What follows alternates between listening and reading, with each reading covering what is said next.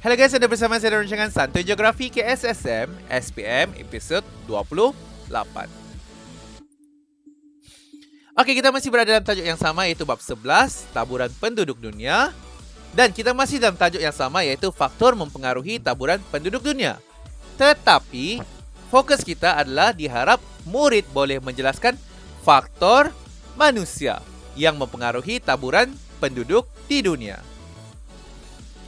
Oke, kita lihat apakah faktor manusia yang mempengaruhi taburan penduduk dunia. Biasanya, kawasan perindustrian ataupun kawasan pertanian adalah faktor ekonomi.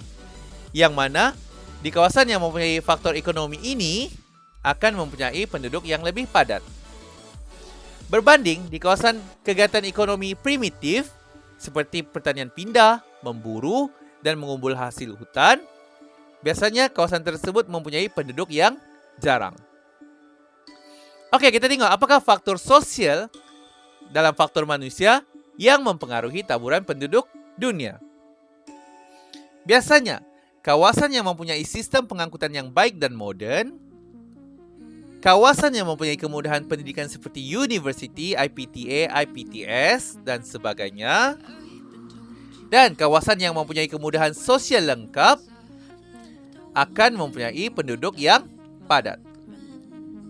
Oke, kita lihat ini adalah contoh faktor ekonomi adalah kawasan perindustrian, kawasan pertanian lebih cenderung mempunyai penduduk yang lebih padat berbanding di kawasan yang mempunyai aktiviti pertanian pindah contohnya. Oke, ini pula adalah faktor sosial yang mana kemudahan asas yang lengkap, moden lebih menjadi tumpuan penduduk.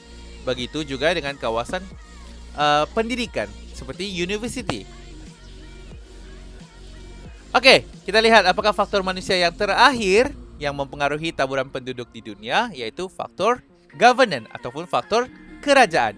Bagaimana faktor kerajaan ini mempengaruhi taburan penduduk dunia? Oke, contohnya di Malaysia sendiri.